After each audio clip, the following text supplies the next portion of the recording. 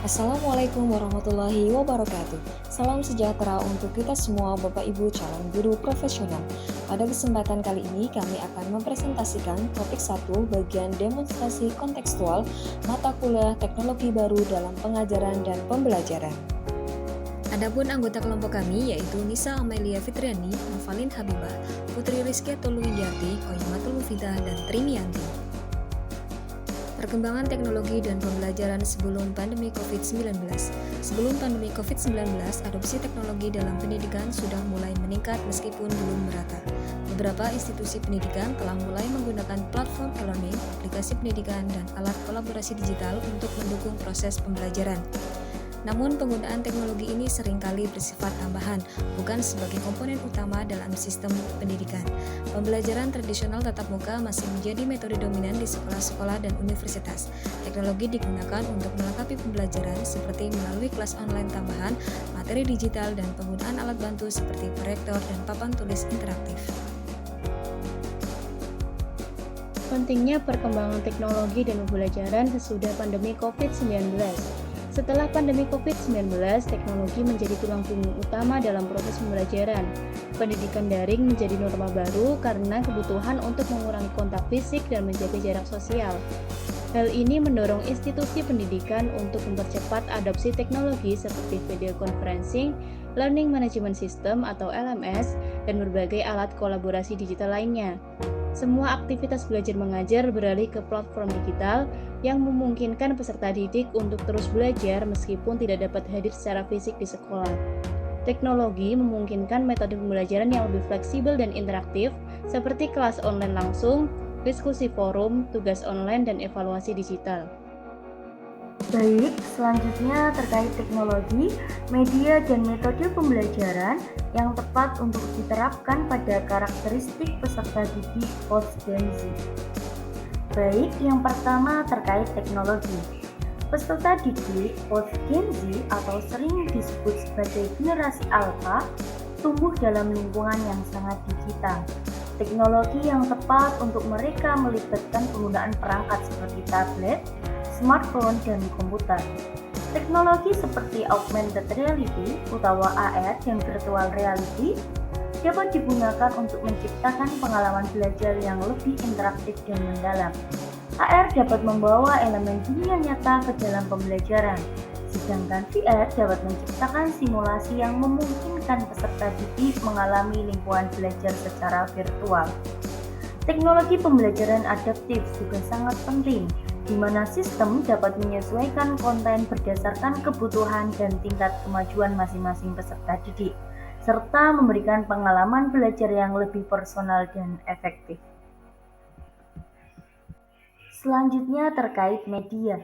Media yang tepat untuk generasi alpha adalah media yang interaktif, visual, dan mudah diakses.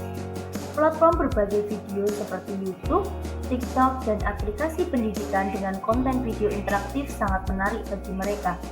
Penggunaan media sosial sebagai alat pembelajaran juga efektif karena dapat memfasilitasi kolaborasi akan berbagai pengetahuan di antara peserta didik.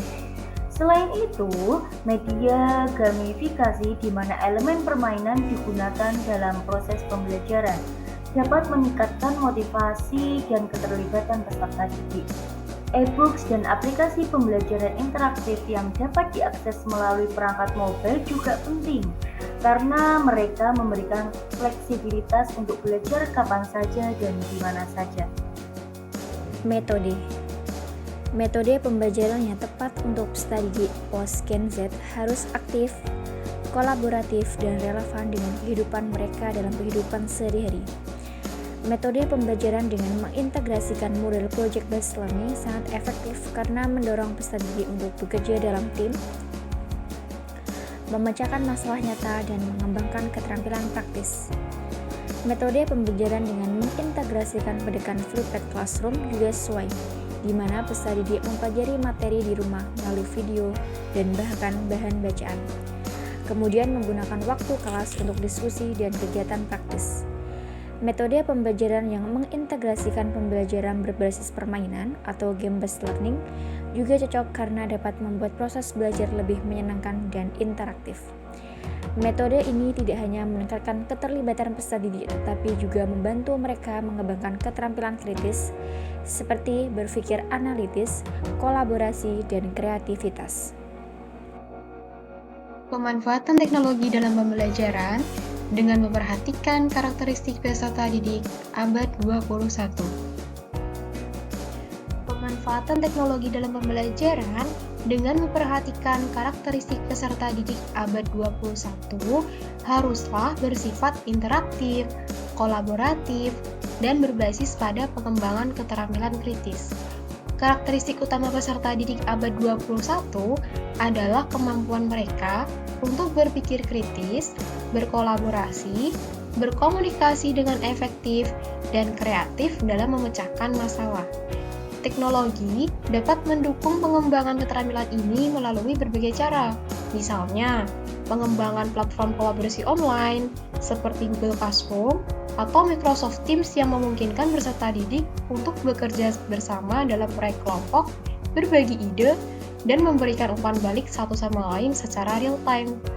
Ini tidak hanya meningkatkan keterampilan kolaborasi, tetapi juga keterampilan komunikasi.